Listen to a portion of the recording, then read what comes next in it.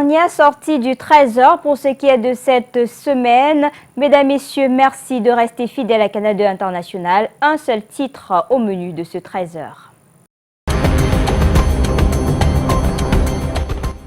L'économie de la sous-région se relève. C'est avec une pointe d'optimisme que Paul Biya, président en exercice de la CEMAC, a ouvert ce matin le sommet extraordinaire des chefs d'État de la sous-région d'Afrique centrale. En 5 minutes, il a fait le point de l'économie sous-régionale qui résiste malgré les contingences multiformes. Vous écouterez Paul Biya dans ce journal.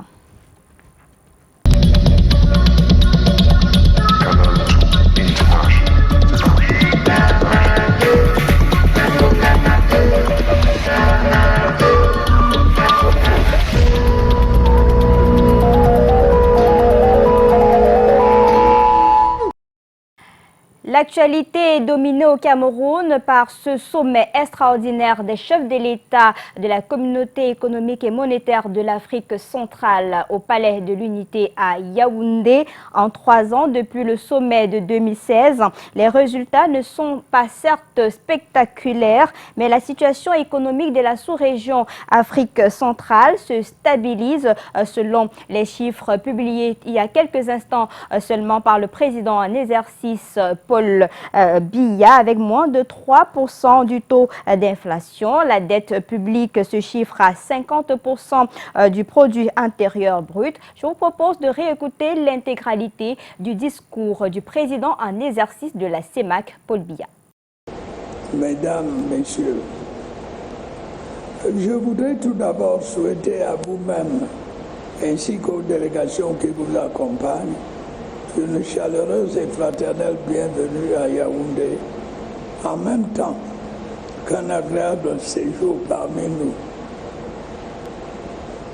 Je vous adresse ensuite mes sincères remerciements pour avoir honoré l'invitation qui vous a été adressée. Votre présence à ces assises est le signe de l'éloquence de votre engagement à l'intégration régionale et au principe de l'organisation chargée de la promouvoir. Je salue tout particulièrement la présence du docteur Akinwumi Adesina, président de la Banque africaine de développement,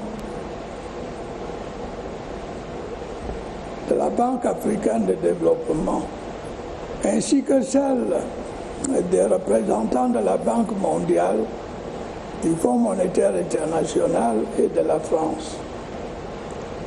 Votre assiduité à nos côtés est à la fois appréciée et hautement bénéfique. Messieurs les chefs d'État et de gouvernement, il vous souvient qu'en 2016, au moment où des menaces importantes pesaient sur les équilibres macroéconomiques et budgétaires de nos pays, affectant dangereusement la situation de nos réserves de change, nous nous sommes réunis ici même à Yaoundé. Nous avons alors pris d'importantes résolutions pour juguler la crise qui s'annonçait. Il y a lieu de constater, pour s'en féliciter, que 3 ans après, la plupart de nos États les ont mises en application. D'autres sont en voie de le faire. Par conséquent, nous constatons que la situation économique de notre sous-région tend à s'améliorer substantiellement. Le taux de croissance sous-régionale s'est situé à 1,8% en 2018. L'inflation se trouve en dessous de 3%. Les déficits budgétaires et extérieurs sont sensiblement réduits. La dette publique se situe à près de 50% du produit intérieur brut pour l'ensemble de la communauté. Les réserves de change de l'espace CEMAC s'établissent à présent à plus de 3 mois d'importation, écartant ainsi le risque d'ajustement monétaire. Messieurs les chefs d'État et de gouvernement, s'il est indéniablement admis que l'orientation de la situation économique et financière de notre sous-région va dans la bonne direction, il n'en demeure pas moins que des vulnérabilités subsistent. Le contexte macroéconomique mondial est incertain. Les tensions géopolitiques et commerciales menacent l'épanouissement des échanges au niveau mondial. Ce contexte a conduit le Fonds monétaire international à réduire ses prévisions de croissance mondiale pour cette année. La volatilité des prix des matières premières continue d'affecter nos économies, dont la diversification doit plus que jamais s'amplifier. Les défis sécuritaires continuent d'exercer une forte pression sur nos finances publiques. Il est dès lors permis de penser que les présentes assises nous donnent à nouveau l'occasion d'échanger et d'arrêter des mesures complémentaires pouvant consolider le redressement économique de notre sous-région. Ceci en ayant à l'esprit que notre objectif commun demeure l'accélération de la croissance pour répondre aux attentes légitimes de nos populations et particulièrement des jeunes en matière d'emploi.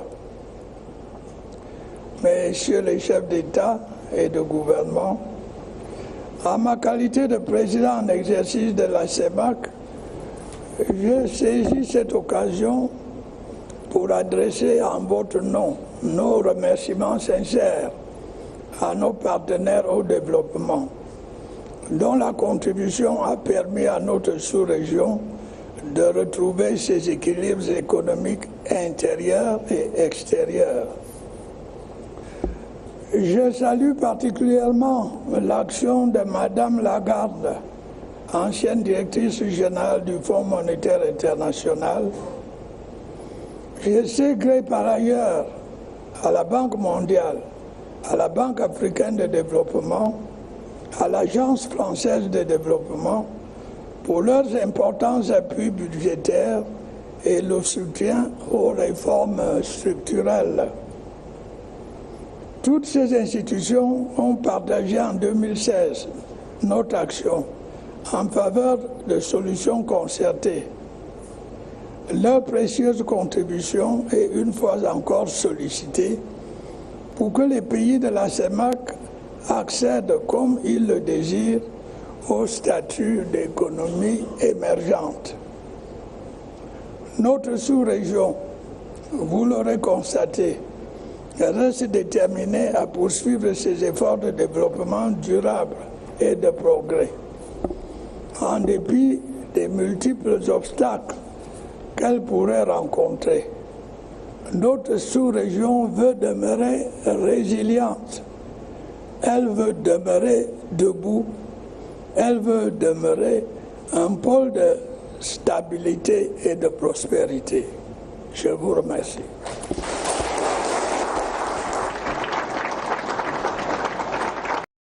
C'était donc là Paul Biya, le président en exercice de la CEMAC. Les travaux sont en cours à huis clos. On aura certainement le communiqué final d'ici la fin de la journée. Et parmi les 6 États membres de la CEMAC, la Guinée équatoriale est incontestablement celui qui a connu une mutation considérable au niveau de ces 10 dernières années. Patrick Christian d'abord. Parmi les 6 États membres de la communauté économique et monétaire de l'Afrique centrale, la Guinée équatoriale est incontestablement celui qui a connu une mutation considérable au niveau de ses infrastructures pendant les 10 dernières années. Avec une population estimée à plus de 2 millions d'habitants en 2018, le pays s'étend sur une superficie de 2851 km², établi sur une partie continentale et une surface insulaire. L'organisation de 2 éditions de la Coupe d'Afrique des Nations de football en 2013 et 2015 a donné à voir aux yeux du monde la métamorphose infrastructurelle, non seulement de la capitale Malabo, mais de bien d'autres localités du pays. Dirigé de main de maître depuis 1979 par le président Teodoro Obiang Nguema, le pays jadis considéré comme un petit pousset de la CEMAC pèse désormais de son poids dans les sphères de décision de l'espace communautaire depuis la découverte de sa réserve pétrolière. Fort de cette manne, son produit intérieur brut a connu une évolution remarquable pendant près de 2 décennies avant l'année 2014, franchissant parfois le cap de 20% à la contribution du PIB sous-régional. Selon la Banque mondiale, le taux de croissance de ce PIB a baissé de 29% entre 2015 et 2018 pour atteindre moins de 7,9% après 4 années de récession à l'entame de l'année 2019. Conséquence d'une trop grande dépendance aux recettes de l'or noir dans un environnement mondial de prix devenus instables et en chute constante. Cet Eldorado, très convoité par une main-d'œuvre qui vient autant de la sous-région Afrique centrale que de l'espace UMOA, souffre abondamment de la faible diversification de son économie. Last but not the least, le pays est malheureusement sur plusieurs aspects pointé du doigt comme un des freins à l'implémentation de la libre circulation des biens et des personnes entre les États membres. Ses frontières avec le Cameroun et le Gabon, régulièrement fermées, alimentent la thèse d'une frénésie sécuritaire du pouvoir de Malabo et de sa propension au protectionnisme, malgré ses déclarations souvent favorables aux options communautaires. Alors que s'ouvre un autre sommet de la CEMAC, nul doute que les questions d'intégration et de libre circulation auront eu part belle dans le menu des échanges entre les différents chefs d'État, avec un accent particulier sur la diversité de l'économie. Et la Guinée équatoriale pourrait amplement servir de modèle. Et la libre circulation des personnes et des biens reste l'une des conditions pour la réussite de l'intégration sous-régionale et la mise en place d'un marché commun voulu par les États membres de la Communauté économique et monétaire de l'Afrique centrale. Dans les villes frontalières à la République centrafricaine, l'un des défis majeurs, c'est la résolution de l'insécurité. Eric Ngeli. La libre circulation des hommes et des biens en zone CEMAC est effective dans la région de l'Est. Bertoua et Garoua Boulaye permettent à souhait de vivre cette aspiration des 6 chefs d'État de la Communauté économique et monétaire de l'Afrique centrale. La vie au quotidien avec les Centrafricains ici au niveau de la frontière, c'est pas difficile, puisque nous traversons là-bas facilement pour aller se balader et eux aussi viennent ici. Au cas où la difficulté, c'est juste quand tu as un sac comme j'ai là et puis tu veux traverser la frontière, les forces de l'ordre fouillent ton sac pour savoir le contenu de ton sac. Au niveau de la frontière, nous respectons les différents accords de la CEMAC, des pays de la sous-région qui promeuvent la libre circulation entre les ressortissants des différents pays de la CEMAC. Au-delà des 80 000 réfugiés établis dans des camps et les villages qui partagent le quotidien des populations autochtones, l'Est est fidèle à la réputation du Cameroun, celle de terre d'accueil et d'hospitalité. Les Centrafricains régulièrement installés exercent dans plusieurs secteurs d'activité. À Garoua Boulaye, ils sont nombreux dans le commerce. À Bertoua, ils sont nombreux dans le transport par moto-taxi. Nous avons également dans le secteur minier beaucoup qui font l'exploitation artisanale. À Bertoua, chef-lieu de la région, le secteur des mototaxis, à titre d'exemple, entre les mains des ressortissants de ce pays frère, qui représentent 7 des 9 000 bensikineurs recensés. J'ai quitté chez moi en 2014 et arrivé ici à Cameroun. On m'a accueilli comme chez moi et travaille comme les Camerounais. Personne ne me dérange, on me prend comme un citoyen camerounais. Les défis en zone CEMAC sont multiples, mais ceux sécuritaires, notamment aux frontières, sont importants en ce qu'ils permettent d'assurer les échanges entre les deux pays. Mais la frontière de notre Cameroun n'est pas fermée. Donc c'est-à-dire, quand vous partez, vous traversez la zone Cameroun pour aller en Centrafrique, donc vous ne pouvez pas circuler.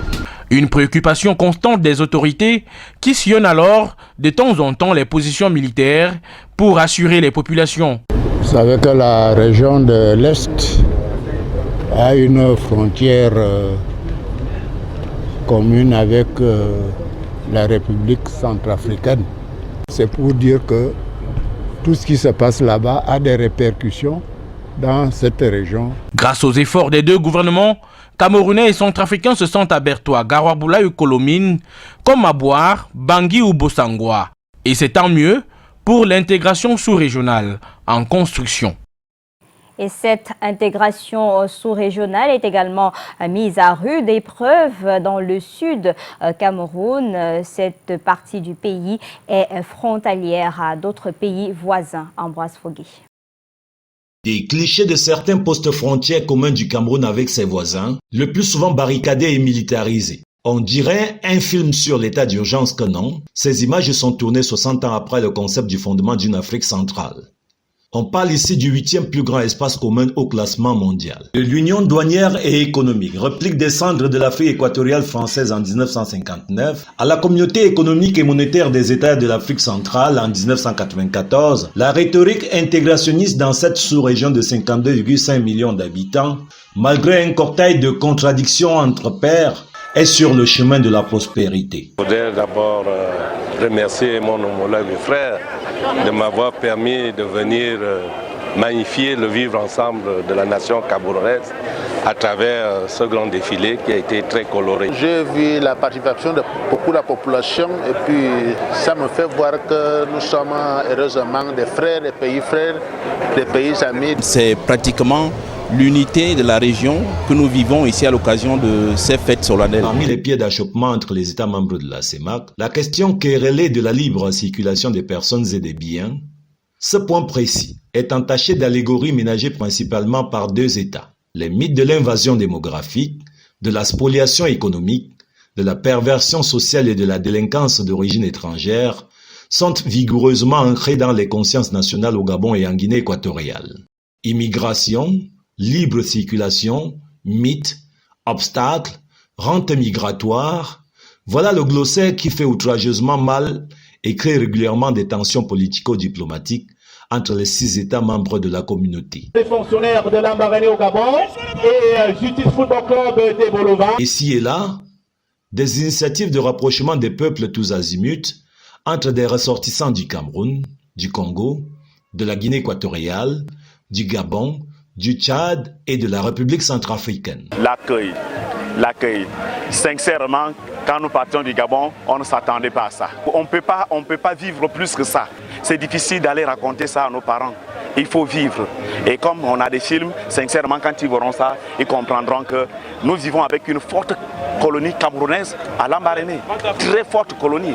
C'est près de 8000 membres. Les peuples expriment l'envie de solidarité géographique et humaine. Que les frontières ne nous séparent pas. Parce que ce qui nous unit est plus fort que ce qui nous sépare. Venir à la découverte de la ville mythique de Lambaréné. Voyez-vous, nous avons bravé quasiment 700 km. Au-delà d'être de simples randonnées aux villégiatures, ces rendez-vous, catalyseurs avérés de la diplomatie de proximité, devraient inspirer les décideurs.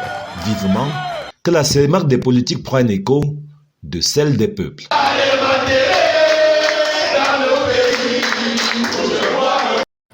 Rendez-vous donc tout à l'heure pour la lecture du communiqué final. Autre actualité au Cameroun, c'est ce double scrutin du 9 février 2020. L'heure est à la dernière ligne droite pour ce qui est de la fin du dépôt des dossiers dans le sud Cameroun, avec plus de 272 000 inscrits sur un potentiel de 300 000 pour ce qui se dégage donc du séjour des membres du Conseil électoral. Dans le sud de Cameroun, tout semble prêt. Jules Mana Chouangele a tout de même prescrit la vigilance dans la réception des 10 dossiers. Une fois de plus, Ambroise Fogui. Depuis la convocation par décret présidentiel le 10 novembre 2019 du corps électoral, ça bouillonne de labeur dans les services publics à Ebolova, la capitale du Sud Cameroun. Antenne Elections Cameroun, Hôtel des Finances, Service judiciaire, agents, dossiers et candidats à la candidature se côtoient. Le double scrutin législatif et municipal du 9 février 2020 est ici le centre d'intérêt. C'est un exemple type d'un bureau de vote. À la délégation régionale d'Elections Cameroun, on est plutôt serein. Le score des inscrits sur l'ensemble des 29 antennes communales d'Elections Cameroun par rapport au potentiel électoral après la récente révision est proéminent. Le Sud compte actuellement un potentiel électoral de près de 300 000 électeurs. Nous en avons 272 000 effectivement inscrits dans notre fichier régional, ceci en attendant la publication des listes définitives. Pour élire 769 conseillers municipaux et 11 députés simultanément dans 4 départements d'une région de 47 191 km², les réglages matériels s'imposent. Les rouages qui vont nous permettre à la fois de déposer le matériel électoral à temps dans les différents bureaux de vote. Comme vous le savez, il a beaucoup plu cette année et les pluies continuent et les routes se sont effectivement dégradées. Donc il est question pour nous de regarder tous ces aspects. La mission de supervision que conduit les membres du Conseil électoral d'Elections Cameroun pour le Sud vient de faire le point. Demandez aux agences de rester très regardants pour ce qui est de la réception des dossiers de candidature. En nombre de pièces, candidat par candidat, pour chaque parti politique. Rendez-vous donc le 9 février 2020. En santé à présent, le Centre international de référence Chantal Biya accueille depuis hier un atelier axé sur la virologie. Les travaux qui s'achèvent ce jour à Yaoundé consistent à présenter les nouvelles directives pour lutter contre les résistances aux antirétroviraux. Alain Gislan Kanga, Serge Alain Ziebou.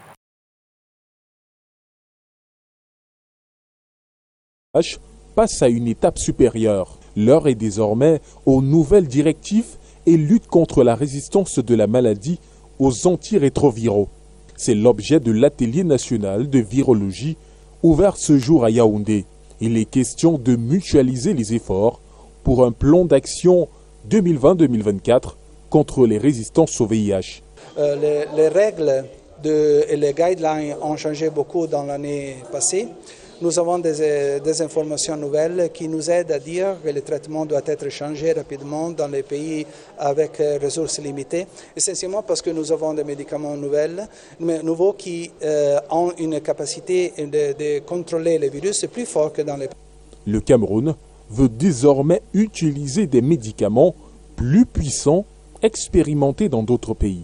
Ces médicaments peuvent vraiment changer la situation pour les patients à la première ligne de thérapie. En même temps, ils peuvent être utilisés dans la deuxième et troisième ligne avec beaucoup de chances de contrôler les virus aussi après l'échec thérapeutique. Un médicament très intéressant que l'on appelle le dolutegravir. C'est un médicament qui reste encore très peu disponible dans la région du littoral et particulièrement donc dans l'hôpital où j'exerce, l'hôpital général de Douala. Ce médicament, annoncé comme très efficace, sera disponible dès 2020 et sera utile pour la prise en charge des patients.